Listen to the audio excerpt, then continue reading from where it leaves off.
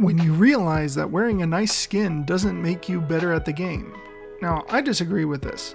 Okay, sometimes having on a nice skin or really good looking skin ups your confidence. And when your confidence is higher, then usually you perform better at things and that you would not normally be performing that well at. So having a better skin can indeed improve your performance. Now, granted, it's not actually like tangible, something measurable improvement. It's more like internalized mental improvement. You know, it's one of those things. How can you measure your confidence level? And your confidence does indeed play a major factor in how you progress at games and how well you do at games. So it's kind of up in the air whether or not it does actually make you better or not at the game. I am one who believes that great skins make you feel good, and therefore they do indeed make you better at the game. Sits on a bench. Where'd he go? Yeah, the logic for some stealth games or even some action games like this, which includes sort of stealth aspects. I think Hitman does this as well in a very major way. It doesn't really make sense, some of their hiding capacities. Like, I'm playing Sekiro, and in Sekiro there's segments where you can get targeted by people on the ground from like umpteen miles away, but one of the things about that is that, like, you go behind a pillar or you go into behind a rock for long enough, then suddenly they're like, oh, well, he can't still be there. Must have been the wind that shot me in the face 3 times. So yeah, the stealth and like games and stuff like that, in order to make it playable, you have to suspend the laws of reality, but it is something that doesn't actually make sense when you think about it. When enemy boss appears, come on, don't come. Yeah, with Dark Souls, you don't want those bosses to appear. There gets to be a point where you kind of get a little bit fatigued, like especially with runbacks. Like, my goodness, when it comes to video games and like the way that they organize their boss battles, Dark Souls suffers really heavily from runback. Like, just, you die at the boss, you're supposed to die at the boss like 1,000,000 times, but that run back is so annoying that you don't want to have to face that boss more than once, because it took you forever to get there, and it's going to take you forever to get back, because you don't run past the enemies in Dark Souls. You don't. They will track you down, they'll pull out some crazy stunt that you've never seen them do before that closes the gap between you and them instantaneously, and they'll kill you, and there's nothing you can do about it. So you have to fight them every single time that you're doing a run back, or find some way to cheese it. Like, there's just no other way, and that kind of, it is frustrating, like it really is.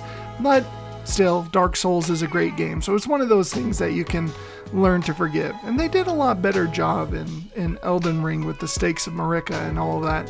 But yeah, Dark Souls bosses, the worst part of Dark Souls bosses is that run back. When I play PvP, not me, true story, yeah, not me being the Urukai and about to absolutely murder, yeah, there are people, and this comes up kind of often in these memes, but there are people who put in a dedicated, like, insane dedication to games that you will never be able to rival. Like, you will never be able to rival the dedication that some people put into video games. And that's also, like, sometimes it's cultural. Like I said before, like, there are things in Asia where the whole point of the organization is to build up these really, really good gamers in any particular game. And so that's what they do, and it gives them clout. And now with the rise of social media and stuff like that, it is actually very lucrative. So there is a lot of incentive to do things like this. But one of those reasons why I don't actually play PvP at all. I'm just not that good, and I can't dedicate enough time to it. My ADHD doesn't allow it.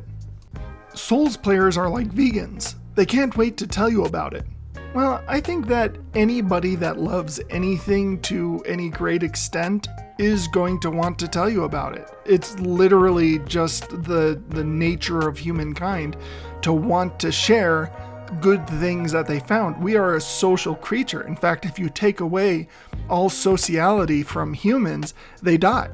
Like, we are an incredibly social creature, and we want to be liked, and we want to be admired, and we want to have good relationships with people around us. So when we find things that we like or that other people may like, and we can't really read very well the room, of course we're going to talk about those things that we like. We're going to talk about the fact, oh yeah, Dark Souls, it's such a great game and whatnot. Now, I was never a Dark Souls player. Like, I was Nintendo casual throughout my entire life. But when I started playing Dark Souls, I love it. I love the games, and I will recommend them to people that I know who like playing video games because they are great games. And once you learn to do them, then they are incredibly fun and satisfying.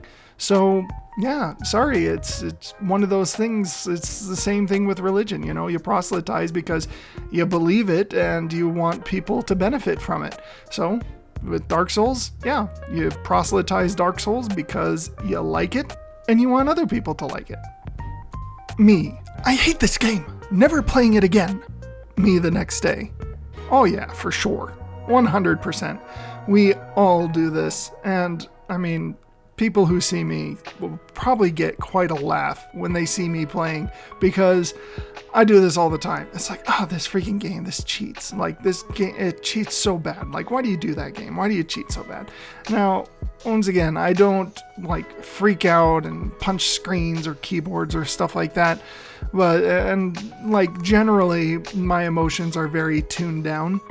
But of course, for YouTube, I ham it up, and I had to release an actual video explaining this because people thought I was genuinely like crying at the Path of Pain in Hollow Knight, but it didn't affect me anywhere near as much as people thought. But I am guilty of this, and most gamers are, because you love the game, but you hate your feeling of inadequacy in it. So you feel like you should be able to do it, but you're not able to do it, and that frustrates you because you feel you should have been able to do it. You feel like you deserved that win, like you deserve. And we talked about this last time too.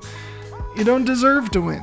You earn it, and sometimes it comes through a lot of deaths and a lot of pain. So do you like the game that much in order to go through that trouble, or do you just want to leave it? Dad doesn't want dog. Family gets dog anyways. Dad and the dog. Red Dead Redemption. Yeah, it's one of those things. As dads, we want our families to be happy, and we have a tendency to love things that make our family happy. So if you love a dog enough to go around our backs to go and buy one, then we will typically start to like the dog as well, especially when it becomes mainly our priority to take care of the dog. You love whom you serve, and that's kind of the same thing when it comes to pets and animals. Usually, if you're the parent that's taking the most care of one of the animals, you're going to be the one that forms the strongest bond with that animal. And when that animal gives you that unconditional love back, then it really is quite a reward for your effort that you're able to tangibly see far faster than, even raising your own kids. So there are reasons for this. But yeah, agree 100%. Wife gets home. Did you take the meat out of the freezer like I asked? Me. Yeah, my wife would agree with this. The problem is that most gamers, like myself, I won't say most gamers, but most gamers I've interacted with have ADHD. And part of ADHD is the fact that you lose track of time. You forget things very easily that aren't directly in front of you. You think to yourself, oh yeah, give me just a minute and I'll go and do that. But that minute never ends. It just keeps going, and it's like that thing eggs you on in the back of your head, but if you even remember what it is, then you're going to be like, well, just let me finish what I'm doing here first. Just let me finish what I'm doing here first. And it's like, yeah, when people are lost in their own world playing video games, you let them finish what they're playing first. And sure, people who play video games should indeed put limits on themselves for the amount of time that they spend in their own virtual worlds. I agree with that 100%. Don't spend your life on video games. Life is worth living, and go out and experience it. But when you are playing video games, you lose track of the world, so they're probably not going to do a lot of the stuff that you ask. Anyway, my wife would love this one, so... When you buy a $4,000 gaming setup so you can see your 0.27 kill-death ratio in 120 FPS, yeah, if you're not doing very well at video games, then buying a lot of like a very expensive setup may seem counterintuitive. But once again, it comes back to that confidence issue that we were talking about earlier. If you have a really good setup, then it makes you feel more confident, makes you feel like you can do more, and therefore, with your confidence higher, your performance should also be higher through that. Doesn't always happen, and I can't give you a solid number of the amount of times that it does happen, but it is one of those things that if you're still plugging through a game with a 0.27 kill-death ratio, then you love the game and you want to see it in all of its glory, and that includes getting a very expensive setup so that you can see it at whatever frame rate you want. So it is what it is. One of those things that it's like, you don't have to understand it, just let somebody enjoy themselves. It's just a game. Announcement trailer. Gameplay trailer 2 years later. Released game 6 years later. Why do games do this so much, especially recently, where you sit there and you look at the announcement trailer and it looks awesome and it's amazing. And Fable did this to like a really horrible extent, and so did No Man's Sky, where they made all of these fantastic promises and then the gameplay trailers looked really interesting, and then when the game released, then it was like, geez, is this really what we were waiting for? Like, this has nothing to do with anything that they were showing. And it's like, it just, yeah, game companies do this a lot. They want to build up hype so they get that initial influx of cash, and a lot of times people aren't going to go through the trouble of returning it. They're going to sit there and wait and see if it gets better and all that, which is a shady tactic from game companies and game developers in general. I would say make sure that your game is playable and can achieve the promises you made before releasing it, but a lot of times they do improve as time goes on, so it's kind of up in the air whether or not you agree with this. Look at me. I'm your consoles now. Yeah, I know, right? I have a Steam Deck. I got the Steam Deck like in one of its very, very early releases, and it doesn't replace my consoles. I can tell you that. I like the Steam Deck and I play the Steam Deck, and there are things that are really good to play on the Steam Deck, but it's not the only thing I play. I also play my Xbox. I also play my PlayStation 5. I also play my home computer, and I play as well the Nintendo Switch. Like, it doesn't replace any of my consoles. It's just an addition to them. And there are a lot of really nice features to the Steam Deck. That button that you usually use to control your camera, the joystick, that one, if you just put your finger lightly on it, it enables kind of this gyroscopic effect that you can move the gamepad and it'll move the camera inside your game as well. Really helps for shooting games and stuff. Like, I've been enjoying Half-Life 2 on it. First time I ever played that game. But in Half-Life 2, like, using that particular aspect helps me really line up my shots very well. So I like it. It's just not a replacement. It's not anything different than having other consoles. It's just another form of console. And not everything works on Steam Deck. They are getting better, but who knows how long it's going to be before your whole library is going to be available on it, if ever. Do you play on PC or console? Me, yes. That is a very interesting looking remote. Gotta say, I probably actually wouldn't mind playing on that as long as it's comfortable to hold. But it is one of those things that, like we were saying before, I play on everything. And a lot of gamers do. They have game systems for their car. They have game systems for maybe at the office during downtime or lunch or whatnot. They have their home system that they use the most. Like me, I use my PS5 the most, but I do play a lot on my computer. And so it is one of those things that just there's something for everyone, and everyone likes more than just one thing. Yes, PC Master Race, you can play pretty much any game on PC that you possibly could ever want, but still the consoles, they're wonderful. Like I collect them and I can't imagine gaming without them. So it's all based on preference. Getting invited to a game with my kid and his friends. My kid and his friends in the casket, and me carrying them.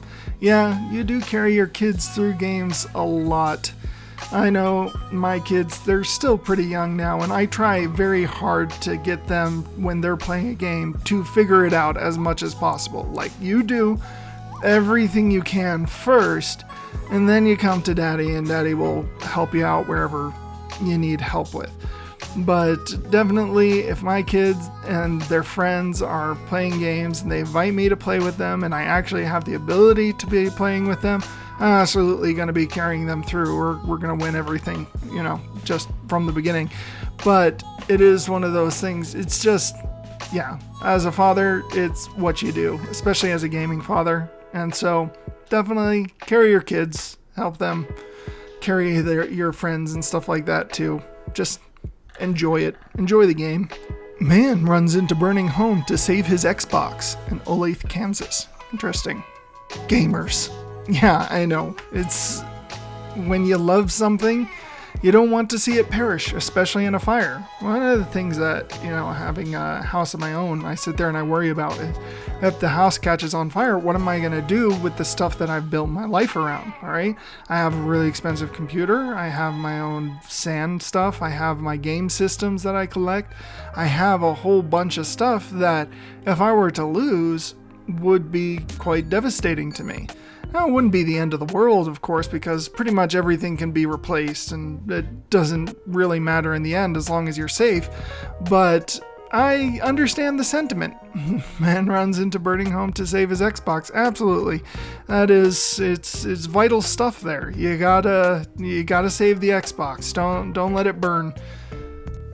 I don't always suck at gaming, but when I do, I blame the lag, controller, weather, couch, cat, screen, dog, light, and game itself. Yeah, absolutely. It is never you that is the problem. It's always one of these factors. There's always something around you that is affecting your ability to play the game. And 90% of the time, that thing around you that is affecting you to not be able to play the game properly is going to receive a controller in its face.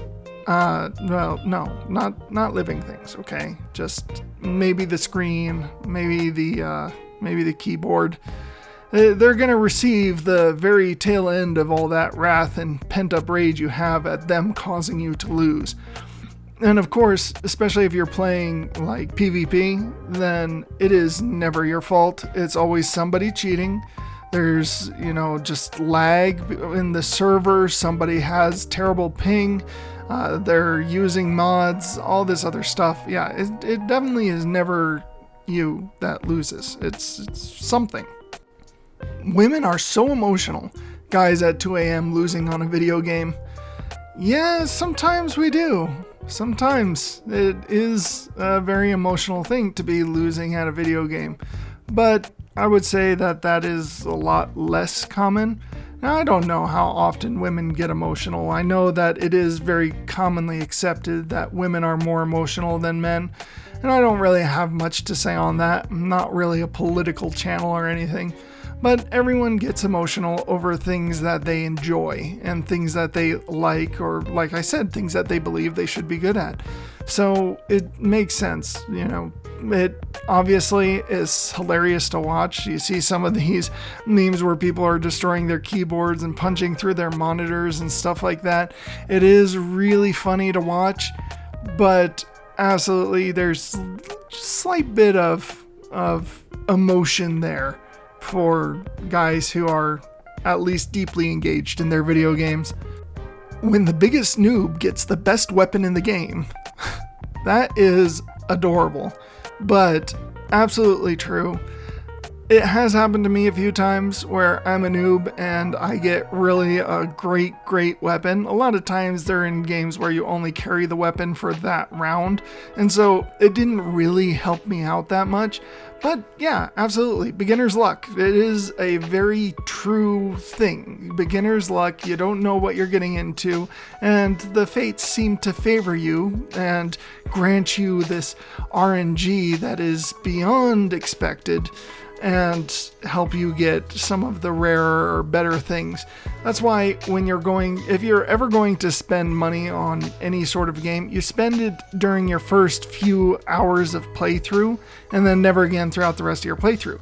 Because for some reason, it seems like developers coded into their games that if you're new on the server, then you get really good stuff for that beginning stint to just kind of draw you in, and then from there things kind of slow down.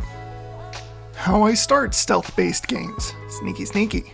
How I finish stealth-based games, Adrian. No, I know it's a different movie, guys. I get it. Okay, it is obviously I get it. It's a different movie, but for sure. Yeah, when you find out that stealth is optional, a lot of times when you've gone slowly through the game, the problem that I have with stealth games is that they just aren't fast enough. Like a lot of times the gameplay slows to an absolute crawl for you to get through any particular area. And that makes it so that, yeah, once you find out stealth is optional, you just go through and you annihilate everything. Nobody's got that kind of time. Nobody has that kind of patience. You just go through and destroy everything fast as you can. And technically it counts as stealth if nobody lives to tell the tale.